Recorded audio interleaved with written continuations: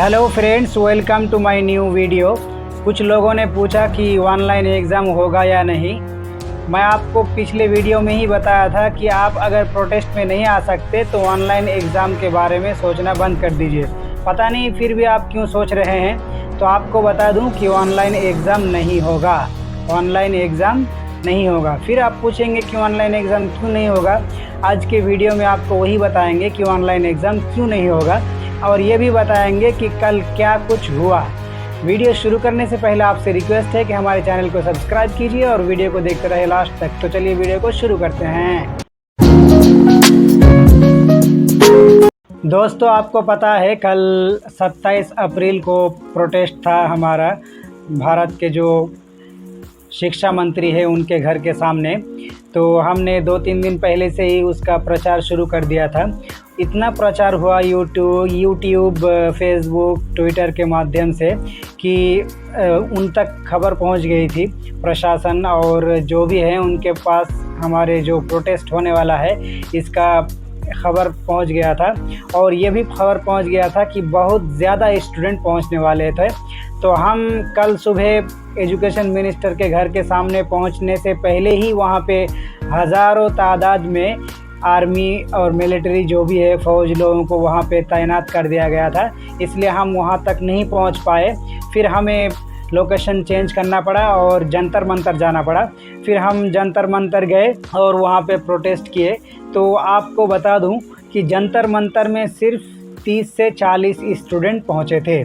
मैंने पिछले वीडियो में बताया था कि आप अगर आएंगे प्रोटेस्ट में तभी ऑनलाइन एग्ज़ाम होने का पॉसिबल है। अगर आप नहीं आएंगे तो प्रोटेस्ट का कोई मतलब ही नहीं रहेगा और कोई प्रेशर भी नहीं बनेगा। तो वही हुआ। हम पिछले 2 दिन से यही सोच रहे थे कि इस बार प्रोटेस्ट में लास्ट चांस है, तो कम से कम 1000 स्टूडेंट तो आ ही जाएंगे। क्योंकि हमारे पिछले वीडियोस में भी सारे लोग इस कमेंट्स कर रहे थे कि हम आएंगे।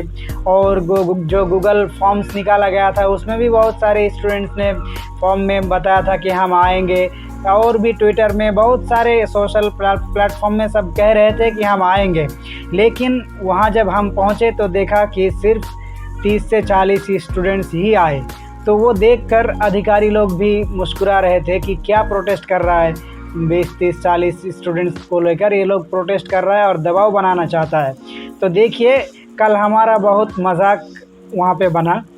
हम फिर वहाँ पे प्रोटेस्ट के बाद पवन सर और उनके साथ 3 स्टूडेंट्स, टोटल 4 लोगों को एजुकेशन मिनिस्टर के घर ले जाया गया। फिर वहाँ पे जाके उनके जो अधिकारी है शिक्षा मंत्री के, उनसे बात हुई पवन सर की। तो वो लोग भी यही कह रहे थे कि दिल्ली यूनिवर्सिटी में इतने स्टूडेंट्स हैं तो सिर्फ 30-40 स्टूडेंट्स ही क्यों चाह रहे हैं कि ऑनलाइन हो जाए, बाकी लोग क्यों नहीं चाह रहे हैं। आपने ये साबित कर दिया। आप जो लोग प्रोटेस्ट में नहीं आए, आप लोगों ने साबित कर दिया कि आप लोगों को ऑनलाइन एग्ज़ाम नहीं चाहिए। सिर्फ वही 30-40 स्टूडेंट्स को ऑनलाइन एग्ज़ाम चाहिए जो कल जंतर मंतर में आए थे।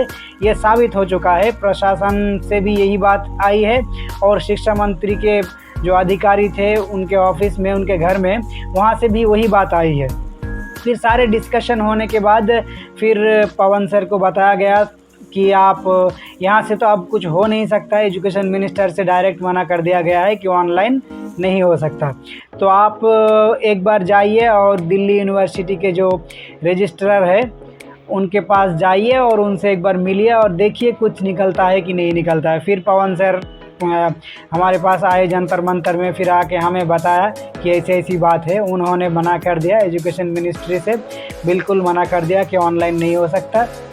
फिर बताया कि आप रजिस्टर सर से जाके एक बार मिल लो। फिर पवन सर वहाँ से कुछ स्टूडेंट्स को लेके गए, सब मिलकर जाके रजिस्टर सर जो है उनसे जाके मिले। फिर रजिस्टर सर ने भी बहुत सारे बातें बताई। उन्होंने बताया वही सिर्फ जो उनका मेन पॉइंट था वो यही है कि हमारे इस यूनिवर्सिटी में लाखों स्टूडेंट्स है, सब चाहते हैं कि ऑफलाइन हो जाए। सिर्फ 30-40 स्टूडेंट्स ऐसे हैं जो पढ़ना नहीं चाहते हैं। वो लोग सिर्फ ऐसे यहाँ वहाँ घूम के सबको गुमराह कर रहे हैं कि ऑनलाइन एग्ज़ाम करा दो। ऑनलाइन एग्ज़ाम कोई चाहता ही नहीं है। अगर चाहते हैं तो स्टूडेंट कहाँ है, स्टूडेंट क्यों नहीं आए। बस ये उनका पॉइंट था। और भी बहुत सारे बातें हुई हैं।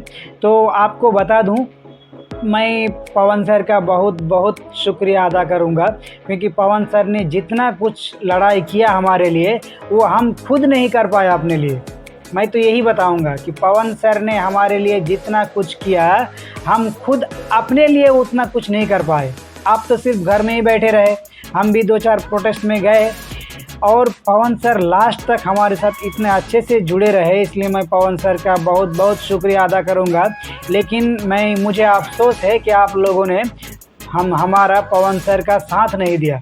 कल ऑफिस में पवन सर को यही बताया गया और पवन सर को ये सब बातें सुननी पड़ी सिर्फ आप लोगों के लिए कि आप लोग नहीं आए।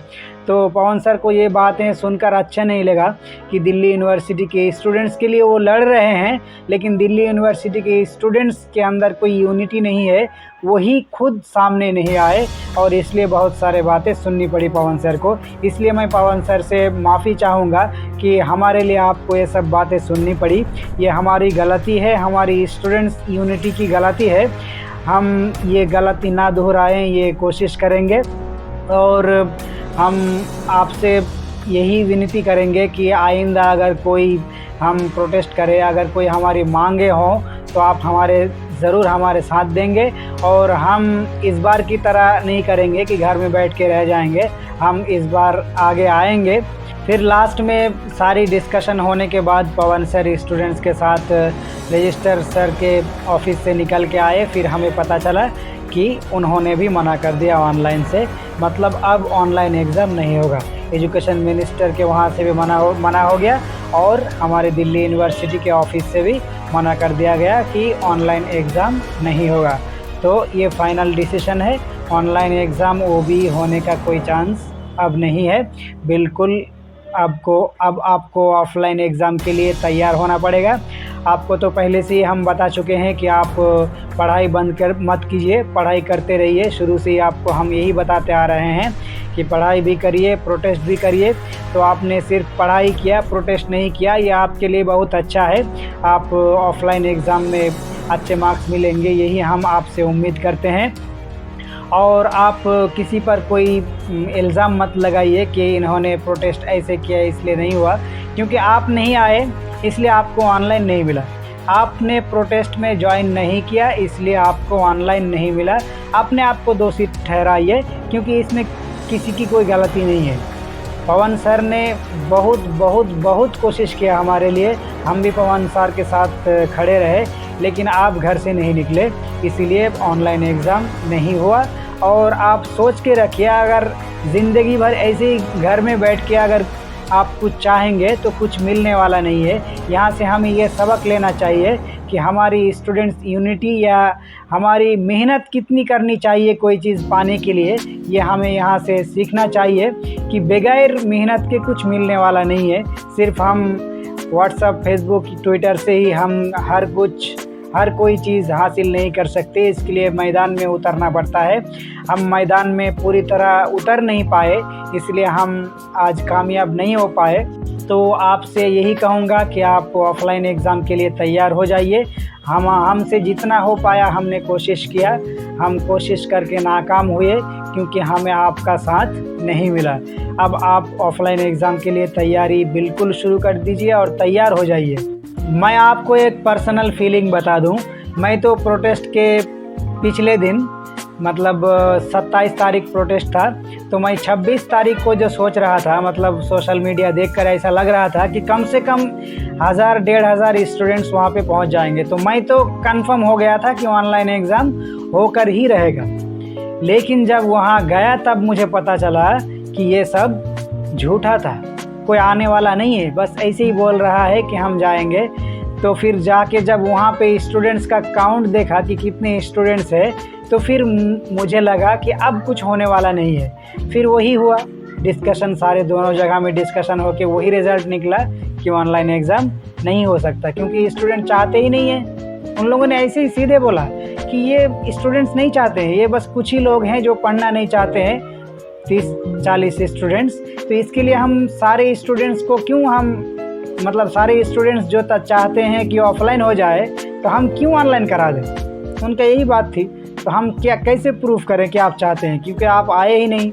हमारा प्रोटेस्ट बहुत दिन से चल रहा है, हमारा प्रोटेस्ट कैसा रहा, कैसा चला, आपको ये प्रोटेस्ट कैसा लगा, आप कमेंट करके ज़रूर बताएं। और सबसे पहले अपडेट्स पाने के लिए हमारे चैनल को सब्सक्राइब कीजिए। तो वीडियो को ज़्यादा से ज़्यादा लोगों तक पहुंचाने के लिए वीडियो को शेयर कीजिए और लाइक करना ना भूलें। फिर मिलते हैं नेक्स्ट वीडियो में।